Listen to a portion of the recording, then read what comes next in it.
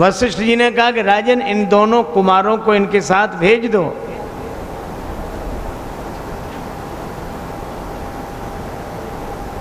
कहा इन दोनों कुमारों को भेजें कैसे? क्यों भाई? दशरथ जी ने एक आपत्ति की, ये तो ट्रस्ट की संपत्ति है। अच्छा, ट्रस्ट की संपत्ति को एक व्यक्ति तो दान कर नहीं सकता। क्यों? क्यों भाई? ट्रस्ट की संपत्ति को एक व्यक्ति दान नहीं कर सकता। दशरथ जी बोले कि राम जी ट्रस्ट की संपत्ति हैं। श्री तुलसीदास जी बोले ट्रस्टियों का नाम हम बताएं। मुनि जन धन सर्वस्व शिव प्राणा, ये मुनियों के धन हैं। जन अर्थात भक्त, भक्त के सर्वस्व हैं, और शिव जी के प्राण हैं। बाल केली रस ते ही सुख माना, मेरे पुत्र हैं। इतने ट्रस्टियों का अधिकार है, तो ट्रस्ट की मीटिंग बुला लो, फिर जो फैसला होगा सो हो जाएगा। वशिष्ठ जी ने कहा कि राजन, ये सत्य है कि एक ट्रस्टी पूरे ट्रस्ट की संपत्ति दान नहीं कर सकता। एक ट्रस्टी पूरे ट्रस्ट की संपत्ति दान नहीं कर सकता, लेकिन अपना पद तो छोड़ सकता है। क्यों भाई? पद छोड़ सकता है कि नहीं? कि हम ट्रस्ट से अलग, अब हमारी जगह ये रहेंगे। हैं? हाँ महाराज, ये बात तो सही है, ये बात सही है। वशिष्ठ जी ने कहा कि राजन, श्री राम लक्ष्मण को मत दीजिए, आप अपना पद इन्हें दे दीजिए।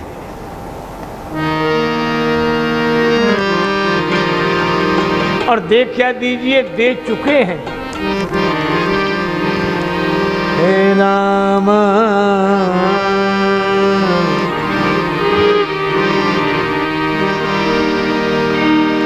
राम, आपने अपने सिंहासन पर इन्हें बिठा दिया है, अपने पद पर इन्हें बिठा दिया है। तो जब राजा के पद पर बिठा दिया है, तो पिता के पद पर भी इन्हीं को बिठा दीजिए।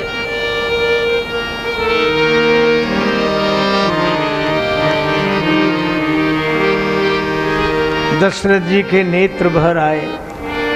राम जी लक्ष्मण जी का हाथ पकड़ा, विश्वामित्र जी के हाथों में देते हुए बोले, मोरे मोरे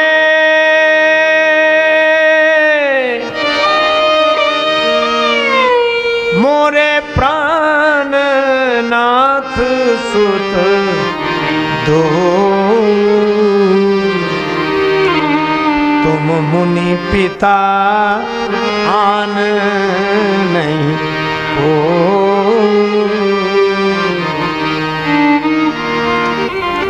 दशरथ जी ने कहा, हम राम लक्ष्मण को नहीं दे रहे हैं, हम तो यही कह रहे हैं, आज से आप ही इनके भये पिता महतारी, जगत में तुमरो नाम। आज से आप ही इनके भये पिता महतारी, जगत में तुमरा नाम रहे। राजन हम संग भेजिए राम लखन धनुधारी, जगत में तुमरो नाम रहे। राजन हम संग भेजिए राम लखन धनुधारी, जगत में तुमरा नाम रहे।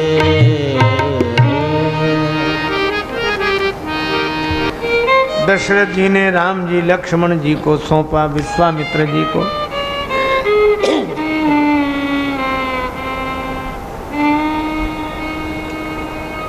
आज्ञा मिल गई पिताजी की, गुरु जी की। विश्वामित्र जी बड़े प्रसन्न हुए।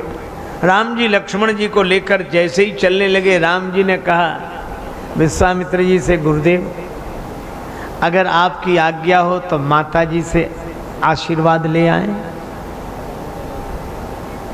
विश्वामित्र जी घबराए कि जब पिताजी ने इतनी देर लगाई और कहीं माता जी ने मना ही कर दिया और कह दिया तो जनी जाओ जान बड़ी माता, तो काम बिगड़ जाएगा। लेकिन यह भी सोचते हैं कि अगर श्री राम को माता का आशीर्वाद लेने नहीं भेजा, आशीर्वाद लेने नहीं भेजा तो बालक का संस्कार बिगड़ जाएगा। हमारी संस्कृति संस्कारों की संस्कृति है। संस्कार बना रहे, बिगड़ा हुआ काम बन जाएगा, और कहीं संस्कार बिगड़ गया तो बना हुआ काम भी बिगड़ जाएगा। विश्वामित्र जी ने कहा जाओ वत्स, माता से आशीर्वाद लो। माता की बड़ी महिमा है, बड़ी महिमा। माँ तो सबकी माँ होती है, इसमें हमको क्या कहना है? यदि कहना है तो यह कहना है कि मेरी माँ का क्या कहना है। आत्मा, परमात्मा, धर्मात्मा, महात्मा सब में समाई है माँ। महात्मा, परमात्मा, धर्मात्मा। परमात्मा के बाद कोई दूसरा नाम है तो वह है माँ।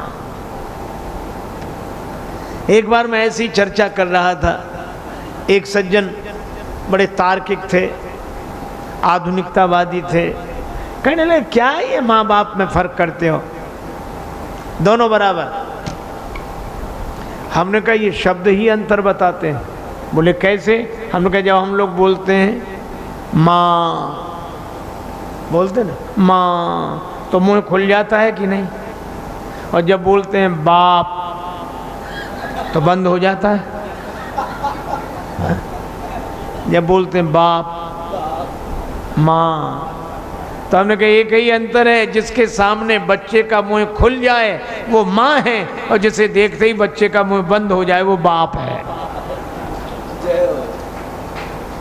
बालक अपने मन की बात माँ से कह देता है, पर पिता को देखकर चुप हो जाता है। माँ की महिमा है। अच्छा वैसे भी देखो, यहाँ माताएं भी बैठी हैं, आप लोग भी बैठे हो, इन माताओं के नाम आपने पढ़े होंगे। क्या लिखा जाता है? सरला देवी, बिमला देवी, कमला देवी, शांति देवी, माधुरी देवी, ऐसे ले बोलते हैं। तो इन माताओं को क्या बोलते हैं? देवी। आप लोग इतने बैठे हो, किसी के नाम आज तक कोई पत्र आया जिसमें लिखा हो कि राम प्रसाद देवता को मिले, कि श्याम किशोर देवता को मिले, कमलकांत देवता को मिले? हालांकि हो आप भी देवता ही, पर इन देवियों की महिमा है कि नहीं? ये हमारी संस्कृति है।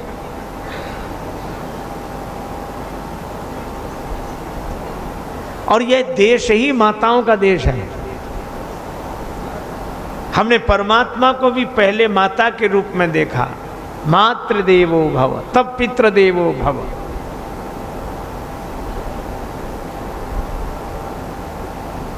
हमारे यहाँ गंगा माता, गौ माता, पृथ्वी माता है ना, और तो और भारत माता।